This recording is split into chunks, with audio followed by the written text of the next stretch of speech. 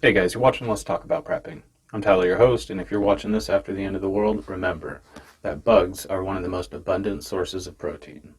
Meow! Huples cat and Becky. She's now on even more antibiotics. Anyway, I got mail and I got it from one of my favourite preppers, Tyler of Let's Talk About Prepping, and he sent me a nice parcel. Thank you very much, Tyler. I'm going to show that, and I want to talk a little bit about precious metals because Tyler wanted us to do a VR to it. Of course, precious metals for me would be like the Yes, Led Zeppelin, bands like that. Precious metals. So Tyler knows I'm a huge big Bernie fan, so he sent me this. Not quite sure what to do with this. I did show it to Kitty and she was speechless. Look at it. Biggest con man ever. Anyway, where's his taxes? Tyler sent Kitty, I think, some little earrings or little silver things, which are nice. Beautiful, actually. And he sent me one of the most exciting gifts I've ever got. He actually had this on his channel. Unfortunately, I think he got it from Walmart, who are evil.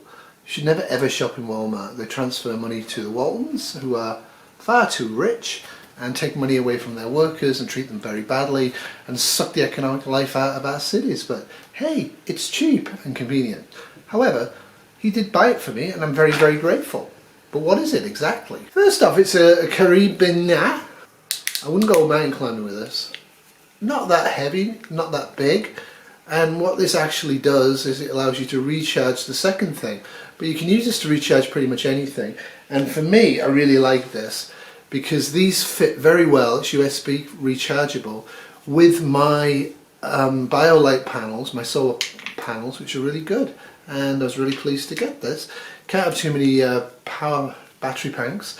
I don't have a cell phone with a data plan, so I'm not that dependent on a phone, but these are for lights and stuff like that when I go camping or if the grid's down. Great idea. It came with this, and when I saw this I really wanted one, but not enough to actually go into, you know, Walmart. Look at it. Good, eh? Pretty bright. I think it actually flashes to make you seize. Yeah. So it's a pretty good light. And very lightweight. Again, it's USB charging, which is really good. Now, USB charging is great until the batteries fail inside of it, and then it's just a lump of lard. But the LED and the batteries these days should last a long time unless you decide to go swimming with it. But what's really cool about this is actually also, press on this and it opens up. What is it? Well, it is actually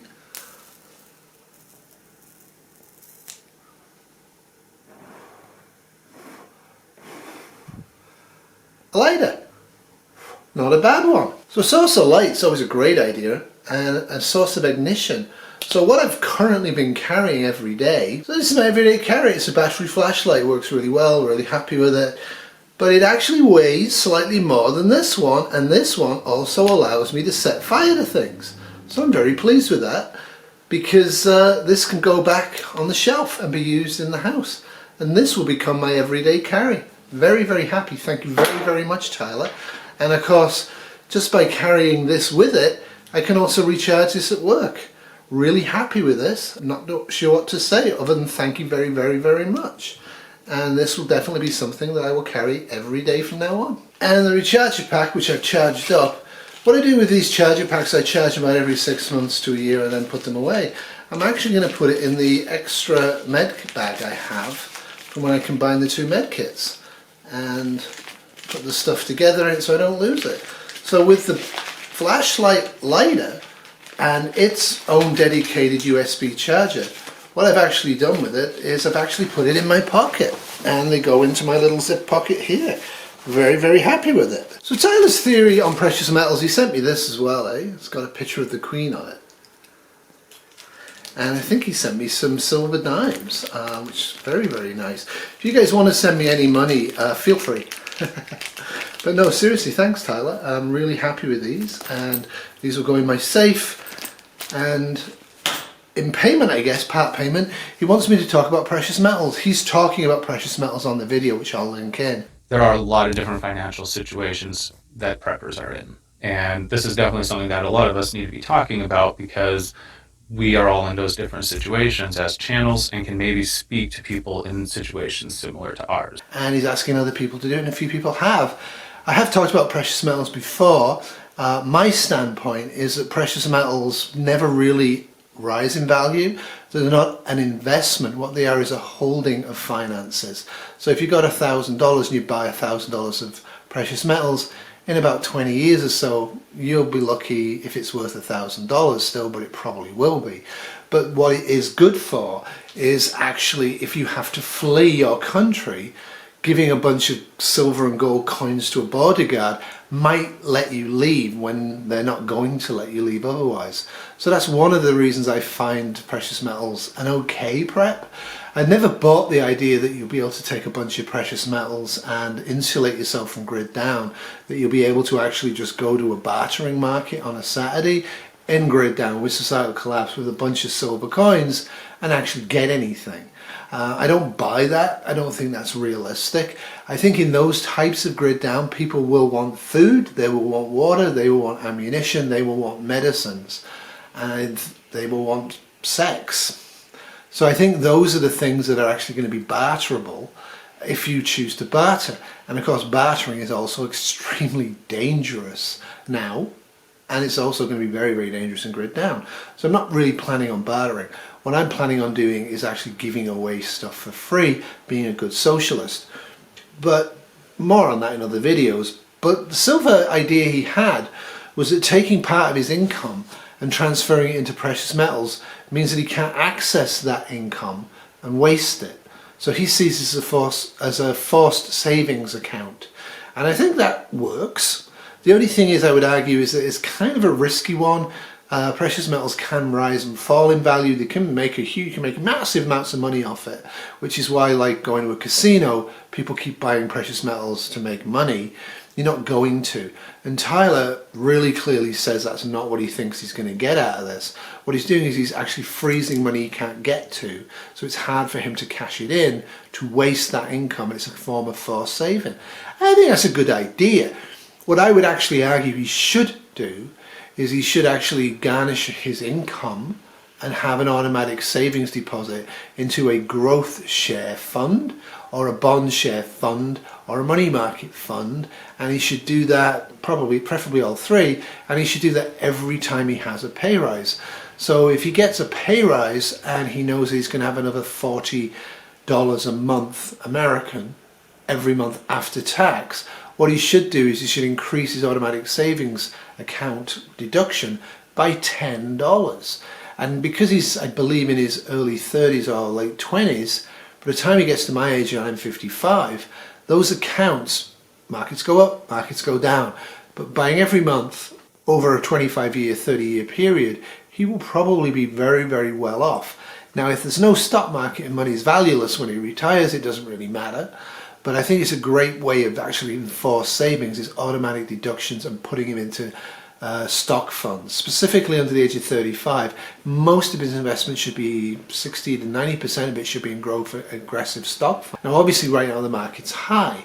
So if you buy $10 a month and the market's high and the market drops, and then you buy $10 a month while the market's low, over a period of decades, you actually very much balance the market out and get the general growth of the market, which is about 3 to 4% in real terms, which is pretty darn good. I'm actually looking at this and it claims to be 24 karat gold. Is the whole thing 24 karat gold, Tyler? If it is, it's worth quite a lot of money. I don't know. Anyway, I will treasure this, and when I look at this, I will always smile. So that's it for me, and that's it for me and Becky. We're going to ask you to do a VR to Tyler's original video on precious metals. What is your use of a precious metal as a prepper and as a person, as an emergency planner? What is the point of having precious metals as part of your preps? And do you have any other strange ideas for it? For me, it's literally because I think they're shiny and I think they're kind of pretty. And I was able to buy them at face value in Canada. Canadian Mint actually sold $20 Canadian silver coins that were face value of $20 Canadian. And they sold them for quite some time, and I got quite a few of them. They sold them in limited numbers. It was just to get people into collecting precious metals from the Canadian Mint. But then, of course, a bunch of idiots actually returned them, asking for their $20 paper money when the value of silver dropped, which was really annoying, so they stopped doing that. So you're probably paying about a 3 to 5 times markup on face value. Having a silver coin that's actually the value of the coin's face value, backed by a government, I found really exciting. And I have quite a few of them. I also have a few little gold coins. I have shown them before. I'm not going to show them now. But I like them. I think they're pretty. They make great gifts. And that's one of the main reasons I collect them. But only as a prepper, I collect quite a few as a hedge against inflation, and also in case I need to actually bribe my way out of the country. Because a lot of people will think, well, you never have to do that. I'm an American, or I'm a Canadian, or I'm English. Things would never get so bad that I would have to flee my country or risk death by staying. And I would remind people that in 1930s Germany, a lot of people thought that as well. They thought that Germany was wonderful, was very decadent, very modern, and very open and very free. And they would not have thought that within a year or two, if they didn't get out, they'd have maybe 2 to 3 years to get out with precious metals and illegally, or they'd stay and die. And you never know the future. And I think that's a key thing. The future is unknown. So there's never going to be a ton of precious metals. So the value is always going to sort of hold. So I do admire Tyler for doing that. And as he says, you know, debt is the killer. You know, if you have a credit card debt and you're paying 12 to 24% a year on credit card debt, and you're saving and earning 2 to 3% in a bank account or in a stock fund, you're wasting a lot of money. Get rid of your debt. The only debt you should have should be debt like mortgages and things like that. Try not to lease cars, try and buy them outright. Buy secondhand where you can, don't consume stuff just because you can. The money you save under the age of 35 absolutely drives an early retirement. And I should be able to retire in January of 2021. Kitty could retire right now if she chose to. We also have good government jobs with good pensions, which are increasingly rare. And that's something you should encourage your governments and your employers and your unions to fight for. Pensions are really important. And I think people these days think, well, I'll never be able to retire. And to be honest with you, when you're in your 20s and 30s and even 40s, that's an okay attitude. But when you get to your mid-50s, you get very, very physically and mentally fed up of working. Anyway, that's all from me, and all from the English Bull Terrier who retired at birth. Toodles, and thank you very much, Tyler. My current situation is that I have always been financially neutral. I have never been in debt over a few $100s. I've always purchased vehicles and things like that outright with money that I've saved.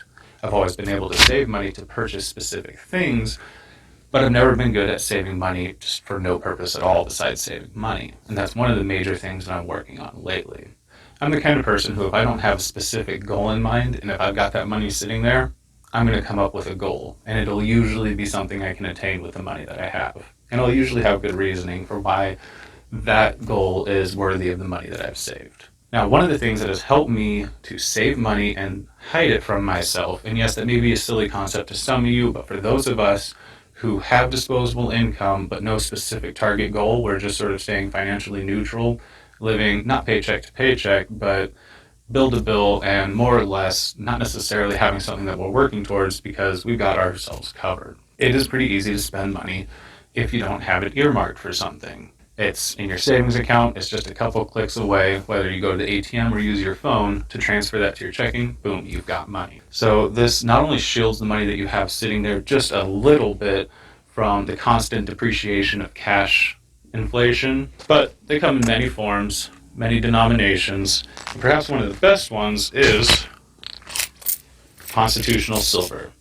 Just dimes and quarters from back whenever they were made with high silver content. This was a Bad Terrier 2020 production.